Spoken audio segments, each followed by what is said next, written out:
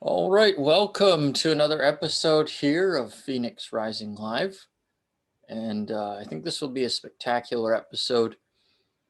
The idea of nature, and nature is always providing us with what we need.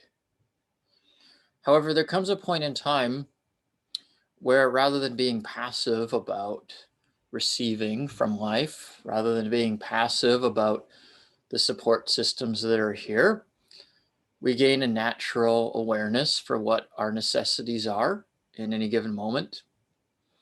And we identify those. We identify what those may be.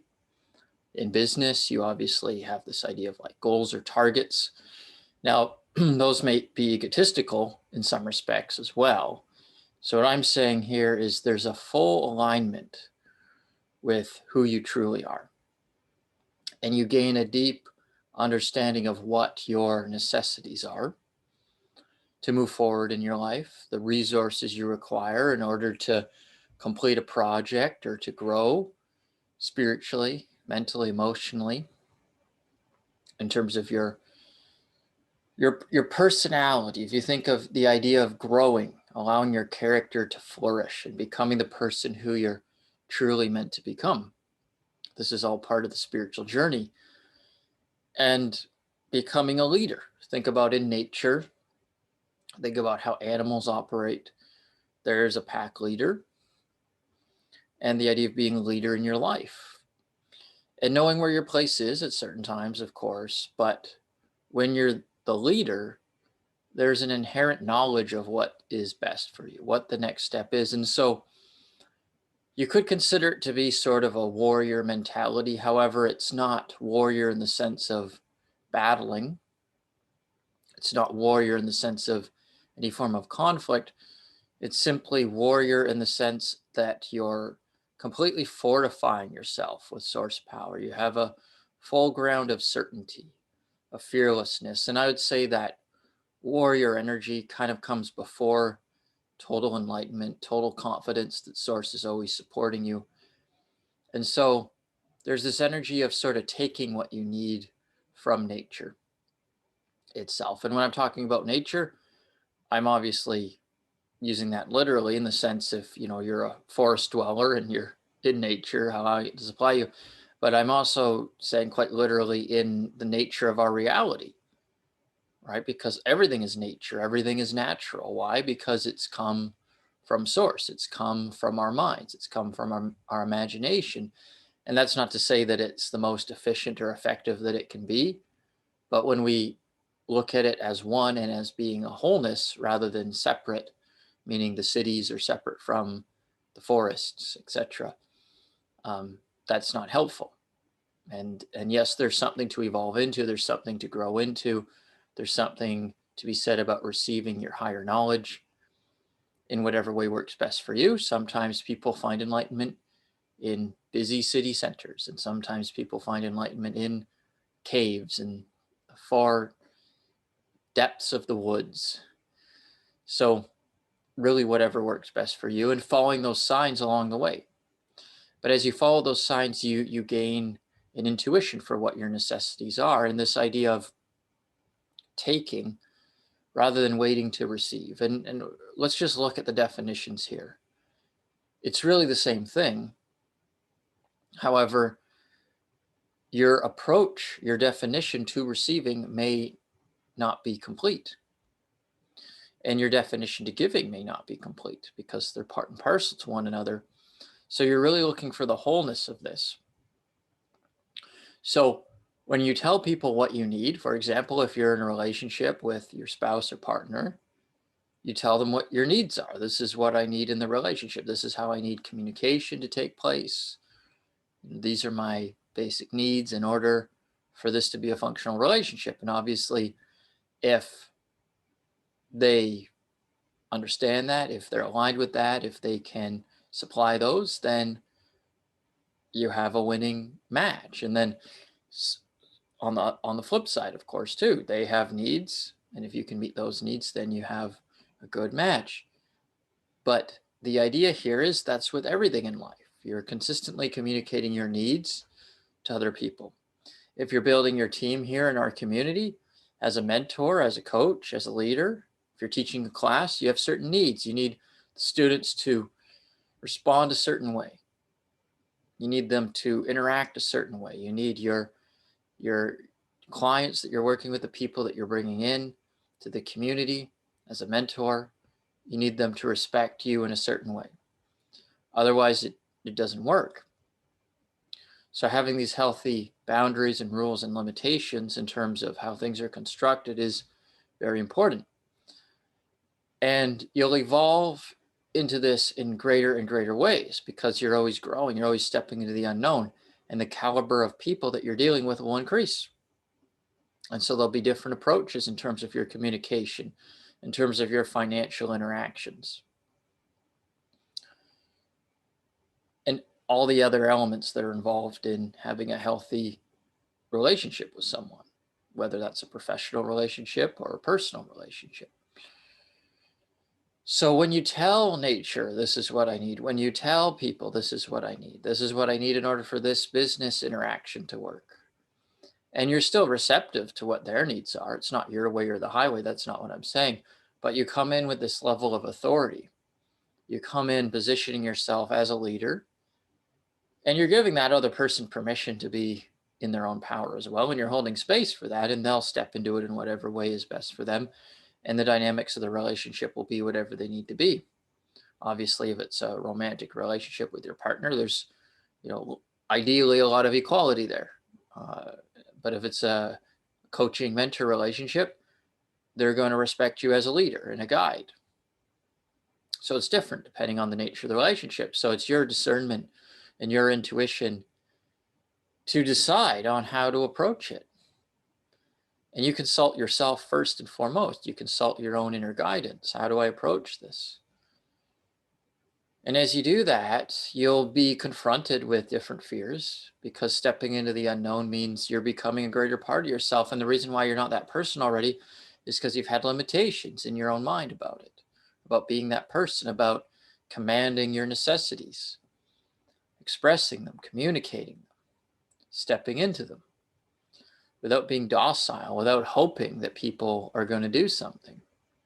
There's no need to hope, right? You can have a guaranteed plan. Now, you're not insisting, you're not making assumptions, but you're also declaring, you're also communicating what your necessities are.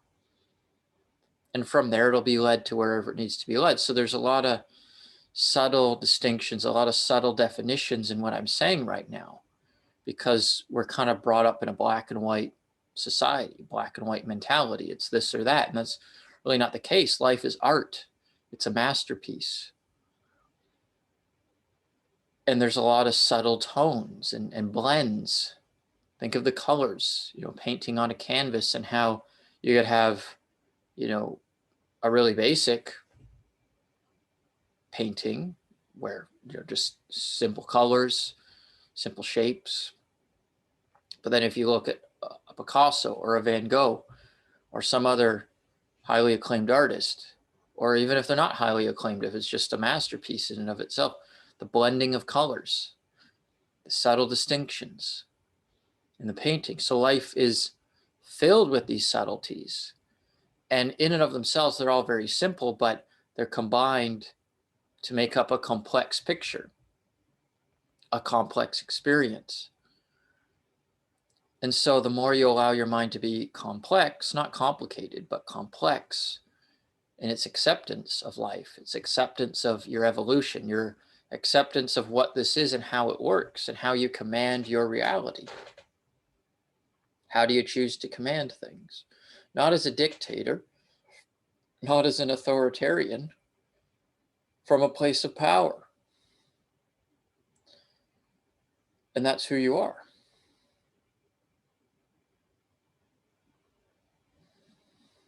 You're just stepping into your own power. You're not becoming someone different. You're just recognizing the power that's already been in you forever, for millennia, since time began, and you've been suppressing it.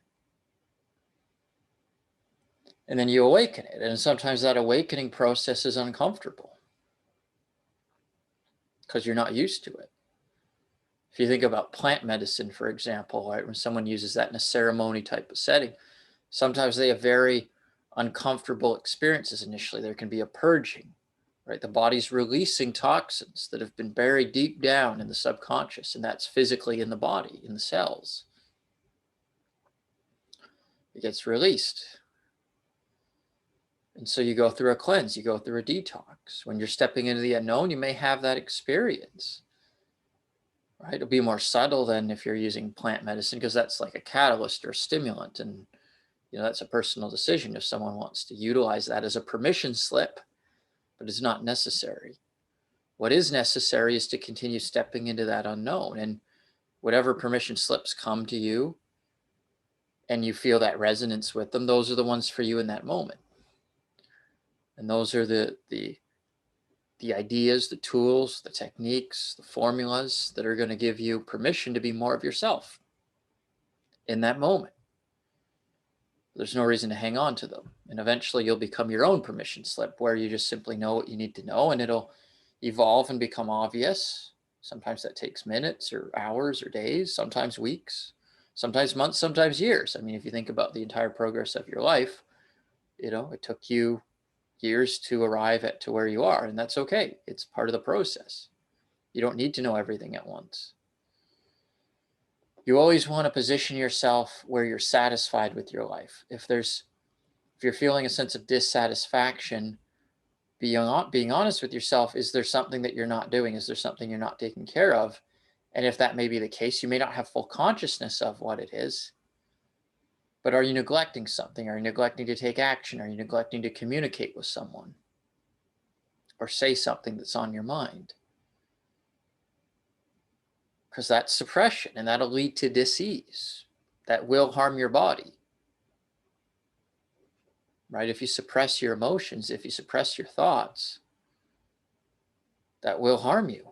It will lead to illness, right? Because all illness is born in the mind. It's not a virus out there. There's nothing out there. It's a projection. All the fear you have isn't coming from the external, it's coming from the internal. You want to cultivate this acceptance within yourself. And as you're listening to me, you can feel this frequency. You know that it's true on some level, and you may even have things arising for you in the moment that are coming to mind. Those are the things to pay attention to, and you might be neglecting them or pushing them aside, but they're a big deal. You want to give them significance. You want to give them validation, because they're here to support your growth. You can't give your power away. The power is always in you, but you can neglect to use it. But there's no need to do that. And it may seem scary, it may feel uncomfortable, but it's a process that we all go through in some way, shape, or form at some point in time, this life or another. If you're watching this, this is your time. This is your time to explore it at some level, whatever level is most relevant for you. That's why I host the Phoenix Rising Masterclass every Sunday at 2 p.m. Eastern Time. You join me and you explore this and you evolve with it. And we'll be doing the class slightly different than we have in the past. I'll be guiding. We'll have likely 2 segments through it. The first 20 to 30 minutes, where we go through the gamma breathing, the visualization, and then rather than specific sharing, it'll be specifically around people sharing where are they at in terms of their challenges, or what are they working on. Because we want people to get the highest level of growth and bring that into the group so everyone can benefit. And then at the end, when we wrap it up and then we go live on Facebook to share, what you'll be sharing are your experiences from that class. So it's all about you. It's all about what you're gaining. It's all about your growth. I'll be regulating this. Sometimes people feel like they have the opportunity to, teach because they're, being given the mic, and we're not interested in that. What we're interested in is your experience. What we're interested in is what you're working on. What we're interested in, what are your challenges, because you're here for growth. And there's other appropriate avenues or venues for you to teach or to share, to promote. We're not interested in people promoting. We're just interested in people being authentic, being real, expressing their emotions. And if you're paying attention, you can really tell the difference when someone's being vulnerable and opening up and sharing versus when they're spouting, right? And sometimes people haven't had the opportunity to share and express, so they get excited too, but that's just not what we're going to be doing. They're going to be sharing challenges. They're going to be sharing what they're working on. What are they growing into? And they're going to be sharing exactly what they got out of the class at the end of it. Because we're in this to grow.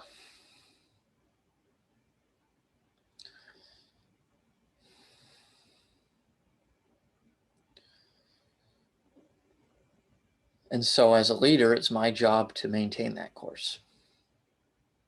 And there's always new levels for me to grow into when it comes to that as well. And that's what we're on. We're on this journey together. And we'll know exactly what we need to know when we get there. And we'll do it collectively. We'll grow together as one into the oneness. And I look forward to seeing you there. It's free to attend. Phoenix Rising Masterclass, 2 p.m. Eastern Time on Sunday. Reach out to me for the link. I'll see you there, and I'll see you on the next episode of Phoenix Rising Live as well. Thank you for listening, and much love.